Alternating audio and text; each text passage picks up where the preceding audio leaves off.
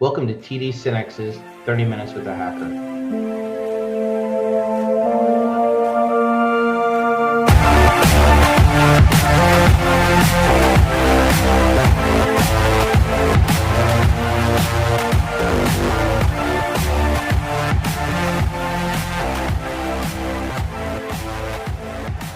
Welcome everyone to this next episode of 30 Minutes with a Hacker. My name is Jade Whitty with TD SYNNEX's Security Solutions Group, and I'm excited about the topic that we're going to be covering here, and I'll kick it off here in a minute. First, I want to welcome Brett Scott and Alex Riles. Now, this is our 30th episode since we started these podcasts several years ago. There's some great episodes if you want to go back and listen to those. Brett has kind of been with us from the very beginning. He's the resident ethical hacker whose brain we've been tapping.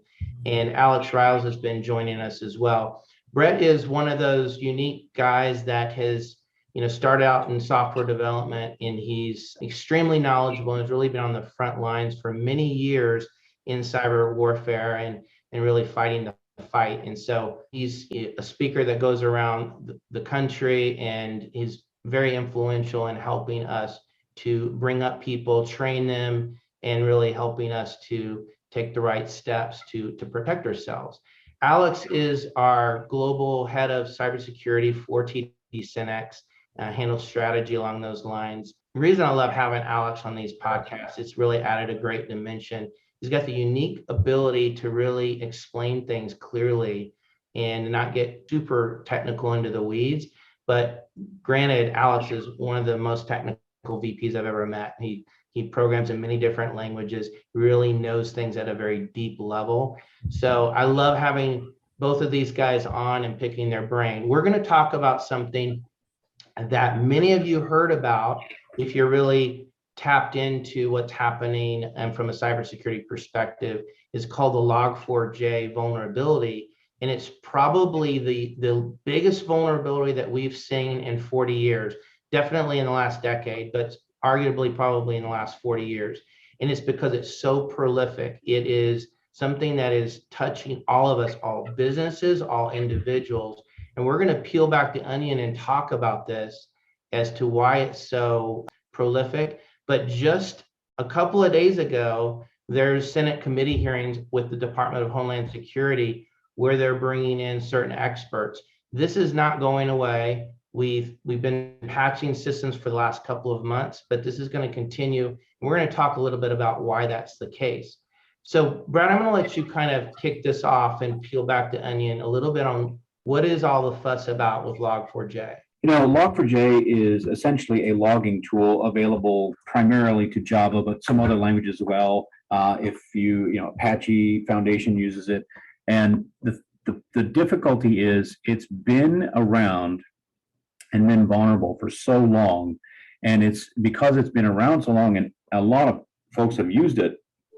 There are literally billions with a B, billions of devices out there, which could be IoT, it could be apps, it could be networking appliances, it can be all kinds of different technologies that have made use of this. And because they use this now known to be super vulnerable library, if you will, that vulnerability was brought in to all of those devices. So every one of those devices is vulnerable to the Log4j exploit, which is a remote code execution exploit, which means if anyone finds that vulnerability, they can make that device execute code, and that leads to much, much greater problems. It's the worst kind of problem you could possibly have. It was rated a 10 out of 10 for risk. And we are probably going to have a hard time actually quantifying how big of an impact this has had or will continue to have. But know that, as you know, in the world we are in, there's a tremendous amount of turmoil, armed conflict, all kinds of other stuff. And the bad guys are doing everything they can to acquire as much territory, which is your stuff and your networks and your devices, as they can in preparation for this big global conflict.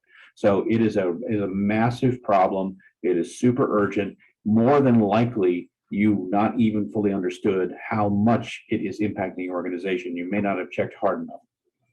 Yeah, Brett, I know that you and I many times in the past have had discussions about how much you hate Java as a programming language. We've had the debate. I actually was a Java developer for many years, which may be the reason you don't like it. But No, I liked it. I hated it well before you, Alex. You made me like it a little bit more, but still, it's hard to put a good face on a terrible product. Yeah, I remember every Java application I've ever written always used Log4j. Like it's just the industry standard. I mean, it's Apache. Apache makes libraries for all sorts of things, so you don't have to write your own code. And for those of you not familiar, Log4j specifically is a library that comes with all the code you need to be able to write to log files from your application. So imagine your business application is running and it does whatever it does, and you need to write informational notes to a log file, warning messages, error messages. There's multiple levels of messaging you might want to send to a log file, but it's not just a log file as in a physical file on a server. You might write to a syslog on a Unix box or Linux box. You might want to write to another type of file. You might want to write to a web service that sends something out to a remote system. The point there is Log4j is you can write one line of code in your application to send a log out, and then in a config file, you configure where that log goes. Very simple to use, and it's a whole lot of infrastructure code. People don't have to write for every application because Apache's already done it. The interesting naming convention here that it's important for people to recognize, Log4j is the library set, but Log4Shell is the name of the vulnerability and the exploit for it. So Log4Shell is the idea of opening a shell, which is like a login to an application that lets you run random commands. And as Brett mentioned, this is a remote code execution vulnerability, which means people can inject code and run it randomly into a computer system, which is frightening when you think about how many systems have Log4j library on them that can exploit with the Log4Shell vulnerability. That's a great point. In fact, they may not even have used the Log4j library, but there's a really good chance it's included anyway in the development source code. So even if someone says, oh yeah, we never use that, it could still be included, therefore still there, therefore still vulnerable for exploitation. That's a great point, Brett, because imagine all the Java libraries people pull in to do anything, math functions, building interface functions. A lot of those libraries use Log4j too. And you may not have pulled it in yourself, but somebody else did. That's a pretty fascinating idea. I hadn't thought about that. But that just makes this even bigger problem, right? Because you have even less visibility. How is it really causing the damage? I know there's a lot of scanning that's happening. People are looking for those vulnerabilities. So, and you can run code, but let's expound on that a little bit more. Yeah, there's a couple of ways we're seeing this being used right now. So right now, most people are using this Log4Shell vulnerability to fingerprint applications and servers, because what you can do is execute random commands in any application that has Log4j. So they're running commands that fingerprint the device. What does that mean? Well, that means we're identifying what's the operating system, what's the version of the application that's running, what's the system IP address or things about the system.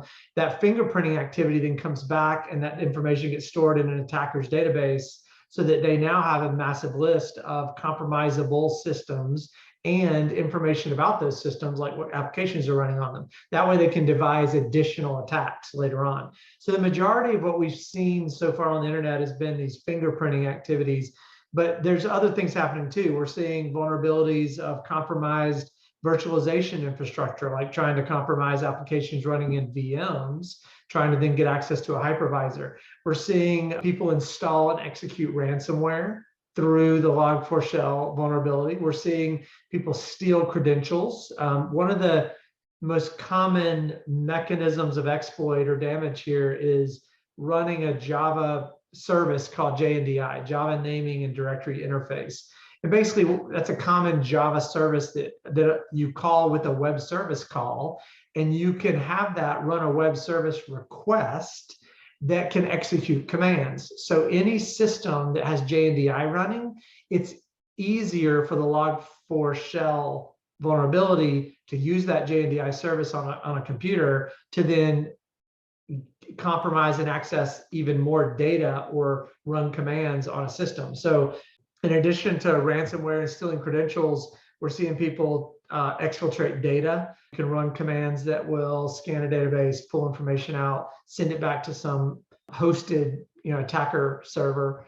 So there's just so many ways that damage can be caused because of this particular vulnerability. If you think about it, remote code execution, you can run pretty much any kind of executable code on a system. It comes down to the creativity of the attacker and how the system's configured. If you can imagine all the bad guys in the world, and you say, I know every one of these bad guys is bad, let's go ahead and give them a login on our server. And of course, you'd say, that's crazy, but that's exactly what a shell is. So Log4Shell is the dropping of a shell onto a Log4j vulnerable system.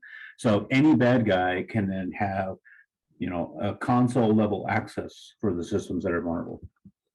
That's frightening. I want to peel that back a little bit, because when I was reading, about this and studying it, one of the things that hit me is if you're scanning for vulnerabilities, and let's say, to your point, Alex, you're picking up passwords, let's say admin credentials, if they've patched the systems and you've obtained those admin credentials, do they have the ability to get into those systems after the fact, even though it's been patched? Or am I missing something on that? Yeah, absolutely. So the idea here is that, are you safe because you patched your system with the latest version of Log4j? And the answer is not necessarily. So if someone has already come along and compromised your system, they've gotten a shell access to the box, they've dropped a payload, they now have a rootkit installed so they can access the system through a whole nother mechanism outside of the Log4j vulnerability, Log4Shell, then you're still compromised. Or if what they did was grab your password file, they took back those hashes and they ran a brute force attack on it and found the passwords to log into the system, then it doesn't matter how you patched it. It can now have the credentials to log into a system, which is why we talk so often about multi-factor authentication in many of these podcasts. Because if you have multi-factor authentication, then having a password, which is something is not enough to get into the system, because you also have to have something you have, something you are, or somewhere you are in order to get in. So multi-factor becomes critical in that particular example. Yeah, it's really important to note that the bad guys wouldn't stay at the door after they break into your house, right? So imagine that you say, I heard my door open, I can hear someone running around my house, but the police, the only thing that they do is they go look at the door that got kicked in and they collect their evidence and they leave. Right? That if you're only looking at the door that they broke into, you're missing where the bad guy is and what he's doing right now. And so the first thing that would have happened the moment that they broke into your network is they would start moving laterally. So they would be implanting. Don't forget they have console level access to your networks. So they would be implanting new places to infiltrate, things that call out, things that facilitate them getting in, and of course, credential harvesting and all those other things. So the moment your door gets kicked in, you now have to take a fundamental look at what's going on your networks, because they could have planted themselves in many other places in and around your network. Yeah, that sounds like it's a first step. It's like if you think you're susceptible, is evaluating that. I'm wondering, what are some other things that we need to do if you think you're susceptible to this, which is pretty much everybody. Yeah, it's not just you, it could be all kinds of people around you, but you need to start with threat hunting, right? So hopefully you have technologies that will allow you to do some of that. Things like controlling your DNS and being able to track and report the DNS requests that are coming on and off your network, being able to have great endpoint security of some kind, an XDR, an NDR, something along those lines, EDR. All of those devices and technologies are going to help, but you also hopefully have a SIM or some tool that allows you to aggregate your logs and information that then allows you to have triggers to say, hey, wait a minute, this is not usual for that system to be doing that, and I need to go check that out and see what's happening. And then you can put either filters on it or other things to say, oh, wow, look, it looks like we've got some software running here that we don't want. So threat hunting is a tough skill set, but regardless of whether you can find an expert or not, you're going to have to threat hunt, because if you were exploited, chances are the bad guys are still there. Yeah, I would even add to that and say that there's a there's two phases to this, right? In terms of a response of a company, there's the how do you mitigate the Log4Shell issues first? Then there's the what do you do for the people who might already be in your network because of the Log4Shell. So what do you do for Log4Shell? Well, you need a good vulnerability scanning tool and people who know how to read the results, because there's a lot of great vulnerability tools. Most of the good ones now have scanners that can detect Log4j libraries of specific versions in any of your applications, whether they're in the libraries you added or in sub-libraries of libraries. So running vulnerability scans of the environment is super important so you can identify what needs to be patched. Because if you don't identify that, you're likely going to miss patching certain applications. Then you got to go out and download the latest versions of the applications, install them in your environment, and then let's shut off the Log4Shell vulnerability first. After that, to Brett's point, you got to go threat hunt, because there likely is a threat already in your environment and you got to find it, right? So vulnerability scanning is good to help you find vulnerabilities, but in this case, we're saying that the guy's already in the network. So that's where it becomes important to have things like web application firewalls that can look for certain have rules in it to look for certain types of traffic. This is part of threat hunting, right? This is where we need to evaluate the DNS queries in an environment. This is where you need a data loss prevention tool to make sure that your data is not being exfiltrated by an attacker out to some malicious website. So, these kinds of tools that we talk about a lot on these podcasts are that threat hunting focus that's so important after you've shut off the threat, if that makes sense. Coupling that with like threat intelligence is another way to do that. So you can augment your threat hunter and enhance their effectiveness if you have threat intelligence, which would then, for example, using other organizations' experience, you'll be able to say, okay, this is talking to that thing, and that thing has been identified as bad guy activity stuff. So you would be able to uncover things faster when you're threat hunting by making use of threat intelligence.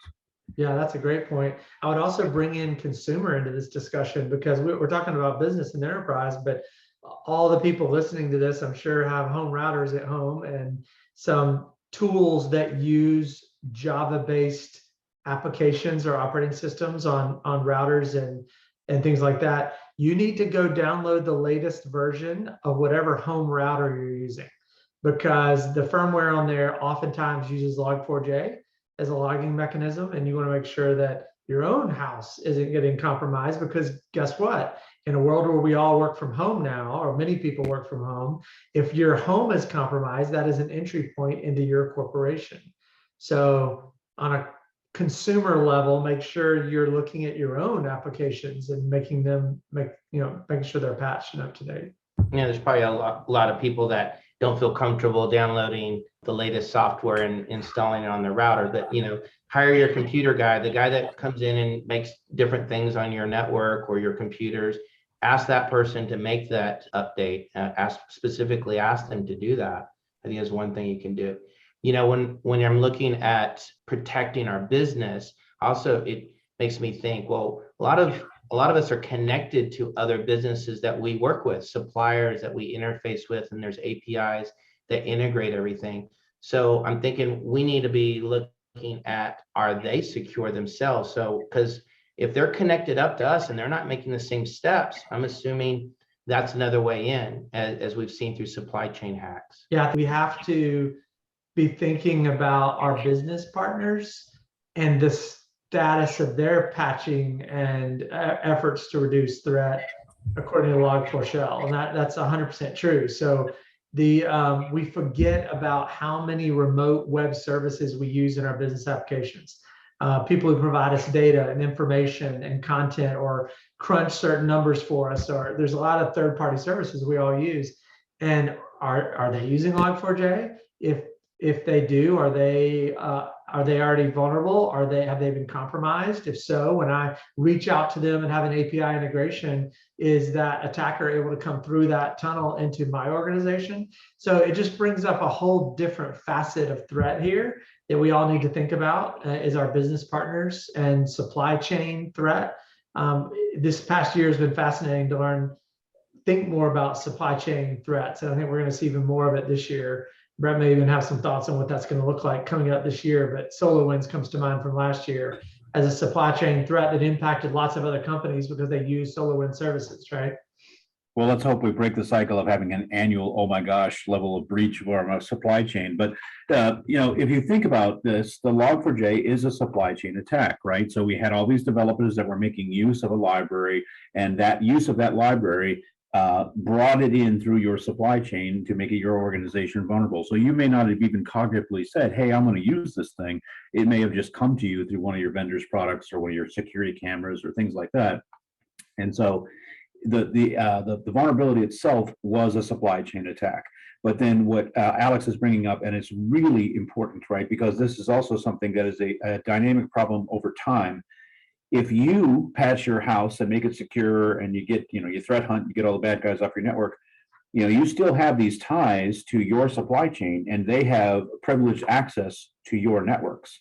And if they do have privileged access to your networks, that means that the bad guys can come right back in through that other supply chain route that's still vulnerable because your supply chain hasn't done their due diligence. So if you think about that over time, if everybody in the chain is not really addressing this problem, then the problem keeps surfacing. The fire keeps starting again because it's never fully put out. So I mean, that's a crucial point to think about this. It's my greatest fear that people who embraced and tried to tackle this problem didn't tackle it enough and didn't tackle it and attack it in all the ways that they needed to. And so they might in their minds think, I've solved this problem. But in fact, what we are hoping to surface all the other things that might cause this problem to persist. And therefore, you're not done. You have to keep going at this and have to keep addressing it. And if you don't, then again, you're going to regret not having done it. Yeah, I think one of the things that stood out when I was researching and digging more into this is what's happening right now with the investigation that's going with the Department of Homeland Security and how real this really is. There's approximately a third of all the downloads that are happening on a daily basis. This just as of yesterday, when they checked the log files of the downloads of Log4j, a third of those are the old code that still has the vulnerability in it.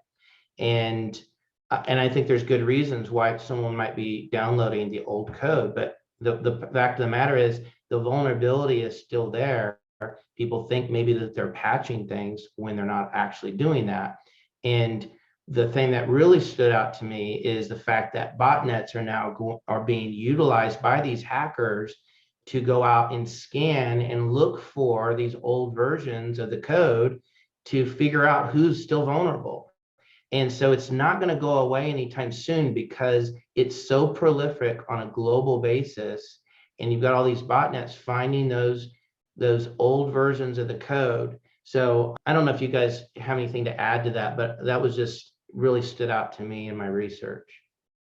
Well, it makes me want to buy a bus and bury it in the desert about 20 feet under the ground and make myself a makeshift bunker. Because it seems like every week we're coming on here and talking about new and interesting, crazy threats that are happening around the world. And this one is one of the larger, more impactful ones. This is kind of like an Intel side channel, vulnerability that was identified a few years ago. It's prolific, right? So it impacts everyone. And it's going to take time for this one to die down. And in many cases, I know that companies feel trapped because they have old versions of applications that are requiring old versions of Log4j, and they're not in a position to recompile with the latest fixed versions.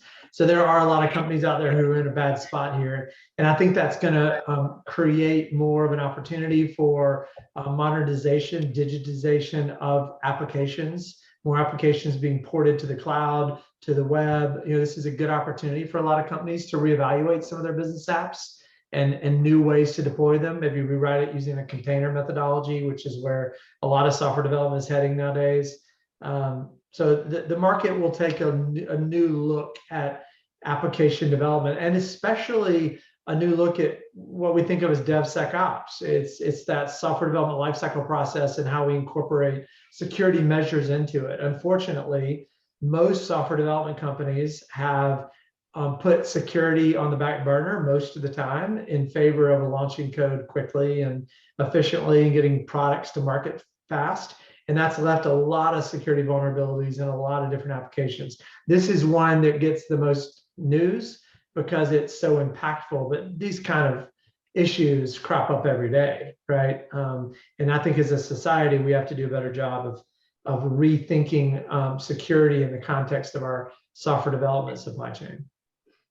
There are, to that effect, there are a lot of programmers that don't stay on the front lines of programming for very long, right? So most of the time, programmers come in and then they get promoted upwards, and so they get further and further away from the technical knowledge. Well, when you do that, if you think about the effect of that, most of the people writing the source code that makes the products that we have don't have much experience, have never really dealt with things like this before. And because of that, we're all at our weakest, if you will. So this is an argument for basically, getting some of those, old hats involved, right, who've been through the things, that know where to go looking, where to check. There are lots of training resources available. There are a lot of ways that we could prevent a lot of these cybersecurity problems if we had better DevSecOps or better secure development. That's obviously a long iron problem, a solution to the problem. But we're going to have to pull out all the stops on this one, because it is everywhere. It's going to keep resurfacing. The fire is going to keep restarting. We have to tackle this. We have to stay focused on it, and we have to keep going at it until we finally tamp down this fire, which is burning, and it's going to cause us a great deal of damage, especially in a declining economy and all the other crazy stuff that's going on in this world. It's going to get hairy. This Log4j is obviously, we've been talking about how important it is and how critical it is that it's addressed. But we've been talking about vulnerabilities throughout the course of this podcast over the last few years, and it seems like every week there's something new that's coming out. I think it just highlights the importance of making the investment in IT budgets. And we're already seeing those go up considerably from last year to this year. Budgets are going up from a security perspective. Where are some areas that people should be investing in from security to get the best bang for your buck? Yeah, I think a lot of the audience here are our channel partners. And I think that this just highlights the great opportunity that sits in front of partners who are there to help customers with their security strategy, because this is just yet another example of the opportunity for services around vulnerability assessments and pen testing, and strategic advisory services around what security solutions are needed. And I think that this highlights the great opportunity that our partners have to help their customers be safe. And what does that mean? Well, be safe means maybe it's redesigning a software development lifecycle secure process, right? Maybe it's making sure that we evaluate a customer in terms of their defense in-depth strategy, making sure they're covering their endpoint devices and their cloud workloads and their email systems, and training their employees in security knowledge. All those areas, the doors and the windows of the house. We think of firewalls as that front door, but there's so many ways into a home, and there is so many ways into a network as well. So I'm excited for the opportunity this gives to the partner community to step up and help their customers be safe. Well said, and never more than now, right? I mean, it's always been a big deal. It's always been a great business model to lead with security. But if you think about it, I think that one of the reasons why you don't hear an awful lot about cybersecurity skills gap these days is I'm pretty confident that most people lost their security person, right? And so everyone's running without security people.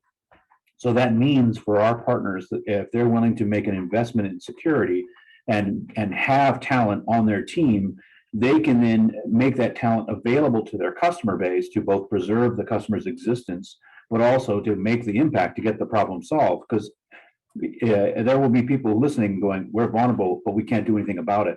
And that's exactly where the partner base and of course TD SYNNEX backs you up. We have the talent that can help you. So whether you are hiring the talent for yourselves and or you're leveraging the services that TD SYNNEX offers for security, the combination of the two is a transformational change. If everyone doesn't have their security person, then the people that do have success. And it was either the last one or the one before, I was talking about the fact that you'll start going to see mergers between organizations that you would not normally see And that just happened. It's rare that it happens within weeks of my saying something that it happens, but there was just an article published saying, look, when you're looking to acquire businesses, you should think about what cyber talent could I acquire in that other organization if I acquired them. And so in a world desperately in need and never more than it has been for the last many, many years for cyber talent, your investment in cybersecurity could be a transformational leap forward for you and your organization. And with that, I think we need to wrap this up because we're just a minute or so over, but this is obviously super impactful conversation and hopefully people got a lot out of it. I want to thank Alex and Brett again for investing the time and educating and sharing your knowledge and experience. I get responses all the time from people that listen to this podcast and really getting a lot out of it. So we'll continue to crank out the content and look forward to getting any ideas or suggestions. You can hit me up on LinkedIn or Alex or Brett. We're on there if you've got ideas or suggestions of other podcasts you'd like to hear about. And with that, we'll wrap this up. Thanks everyone again for joining this month's podcast on 30 Minutes with a Hacker.